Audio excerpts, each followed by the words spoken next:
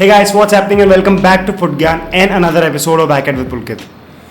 तो देखो आज का जो एपिसोड है ना वो थोड़ा अलग है. मैं यूजुअली आउटडोर वीडियो बनाता हूँ या आपको कोई स्किल या आपको कोई ट्रेनिंग बताता हूँ, पर आज के वीडियो में हम बात करेंगे कि ऐसे प्लेयर की जो टाइम के साथ ख़त्म हो गया. आज हम बात करेंगे जुआन रोमन रिकेल्मे की. ये अर्जेंटीनी प्लेयर था और मेसी से पहले और मैराडोना के बाद जो प्लेयर था, बेसिकली जो नंबर 10 था अर्जेंटीना का, मेसी से पहले और मैराडोना के बाद वो यही प्लेयर था. ये पहली बार लाइमलाइट में आया था बोका जूनियर्स में जब ये 18 साल का था और लोगों को इसने एकदम अचंभित कर दिया था. भाई का मैग्नेटिक टच था, क्लोज कंट्रोल था, अनशंट पासिंग रेंज थी, अपने मार्कर को ऐसे बेवकूफ़ बनाता था जैसे मजाक हो.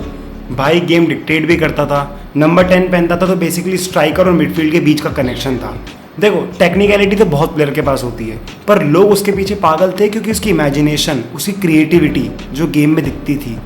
मतलब कोई भी अनप्रेडिक्टेबल स्किल करके कहीं से भी निकल जाएगा, एक पास के अंदर सामने वाली पूरी टीम खोल दी. मतलब एलिगेंस के साथ खेलना. जब कोई स्पेक्टेटर उसको देख रहा हो तो उसको देखे कि यार क्या स्मूथ खेल रहा है, कहीं से भी निकल गया, जैसे चाकू बटर के अंदर से निकल जाता, सेम वैसे. जुआन रिकेल्मे, लायनल मेसी, डिएगो मैराडोना, ये सारे जो प्लेयर्स हैं ना, ये अर्जेंटीना में एक सेम फुटबॉलिंग आइडियोलॉजी से आते हैं जिसको कहते हैं ला नुएस्त्रा, जिसका इंग्लिश में मतलब होता है आवर वे. हिंदी में कहो तो खुद का तरीका गेम खेलने का. और ये अर्जेंटीना का कल्चर है, not like footballing culture but एक रोमांटिक कल्चर, कि जब आप गेम खेल रहे हो तो उसको ऐसे खेलो you are in love with game, कि आप गेम से प्यार करते हो. जैसे ब्राज़ील के अंदर योगा बोनीता जो लोग कहते हैं द ब्यूटीफुल गेम, वो उनका कल्चर है. Same thing.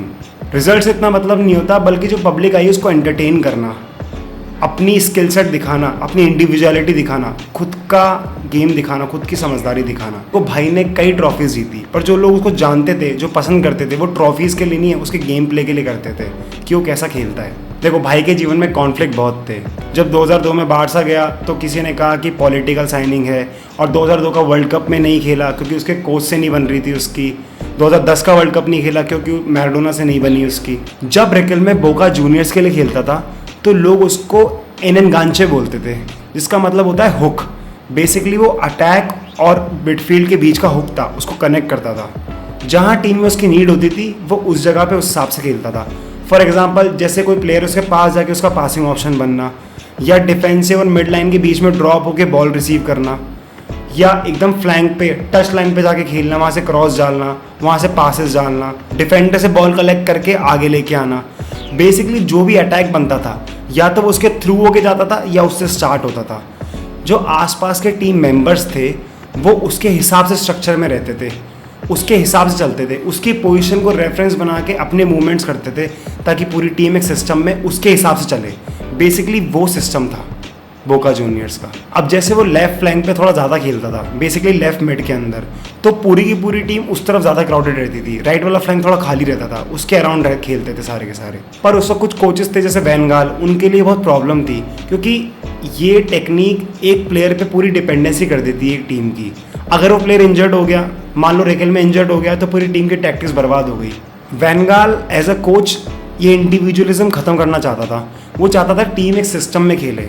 उसने खुद का सिस्टम बनाया, उसमें प्री डिफाइंड रोल्स होते थे, जैसे कि राइट बैक है तो उसको फ्लैंक कवर करना है, मिडफील्डर है तो वो मिड में ही ध्यान देगा, स्ट्राइकर है तो वो आगे ही खेलेगा. बेसिकली एक पूरी टीम एक सिस्टम है, ना कि किसी एक प्लेयर के ऊपर डिपेंडेंट है. पर जो जोहान क्रफ थे वो बोलते थे कि वैन गाल का ये सिस्टम अच्छा है, कोई दिक्कत नहीं है, पर उनको ये चीज़ पसंद नहीं थी क्योंकि उनको लगता था कि ये वाला जो तरीका है ना, उन्होंने फुटबॉल को मिलिटरलाइज कर दिया है. बेसिकली मिलिट्री की तरह एक टीम खेल रही है सिस्टम के अंदर, और वो इंडिविजुअल सोचने की क्षमता को कम कर देती है. वो चाहते थे कि प्लेयर्स इंडिविजुअली सोचें, और इसी रीज़न से रिकेल्मे ने वैन गाल के अंडर खेलने से मना कर दिया. उसने बोला मुझे टैक्टिक्स पे विश्वास नहीं है, मैं गेम को अपने हिसाब से इंटरप्रेट करता हूँ, मैं अपने इंस्टिंक्ट पे खेलता हूँ, और यही चीज़ लोग देखने आते हैं. इसीलिए अब ऐसे प्लेयर एग्जिस्ट नहीं करते हैं क्योंकि मॉडर्न गेम जो है वो मिलिटराइज वे में चलता है. मैनेजर सिस्टम बनाता है, हर प्लेयर का रोल प्री डिफाइंड होता है, या तो उसको पोजीशन दी जाती है या उसको नंबर से खेला जाता है कि भाई तू 6 नंबर है तो इस जगह खेलेगा, या तो स्ट्राइकर है तो आगे खेलेगा, तेरा यही काम है, फिक्स है. और कई लोग कहते हैं फुटबॉल इवॉल्व हो रहा है, पर फिर भी मैं एक चीज़ बात करना चाहता हूँ, एक alternate way of playing football. For example Muller, he is unpredictable. उसको प्रेडिक्ट नहीं कर सकते, उसका रन प्रेडिक्ट नहीं कर सकते. 2011 में मुलर से एक बंदे ने सवाल पूछा कि आप की तरह कोई और प्लेयर दूसरा है तो उसने बोला कि यार मैं नंबर 9 भी नहीं हूँ, मैं नंबर 10 भी नहीं हूँ। फिर उसने थोड़ी देर बाद बोला कि I am like a space interpreter, basically मैं स्पेसेस ढूंढता हूँ। और ये सही था क्योंकि मुलर बहुत अनप्रेडिक्टेबल है। 2014 के वर्ल्ड कप विनिंग कोच ने कहा था कि मुलर का रन प्रेडिक्ट करना बहुत मुश्किल है क्योंकि बहुत अनयूजुअल रन है। वो स्पेस ढूंढता है और फट से वहाँ अपीयर हो जाता है। अब रिकेल्मे और जो मुलर है, ये दो डिफरेंट प्लेयर है एकदम, प्लेइंग स्टाइल के अंदर, टेक्निकलिटी के अंदर।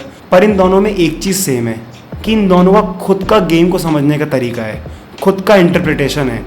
तो अगर तुम इनको सिस्टम में डालोगे तो तुम इनसे कुछ भी नहीं निकाल सकते क्योंकि उनका गेम उनके खुद के समझने से ही निकल के आएगा पिच के ऊपर। ऐसे आप कोच के सिस्टम पे डिपेंड करोगे तो मुलर तो 9 नंबर पे भी फिट नहीं होगा, ना 10 पे फिट होगा, उसको फिट कहाँ करोगे।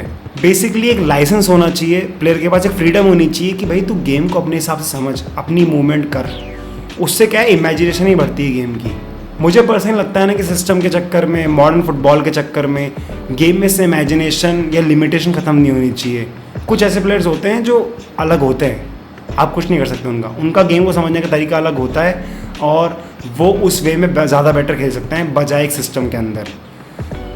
सो अगर आपको वीडियो पसंद आया तो लाइक कर देना, कमेंट करके मुझे बताओ कि आपको क्या लगता है इस बारे में, आपके क्या ओपिनियंस है, और शेयर कर देना आपको पसंद आया तो, और सब्सक्राइब कर लेना अगर आप हमारे वीडियो का इंतज़ार करते हो तो।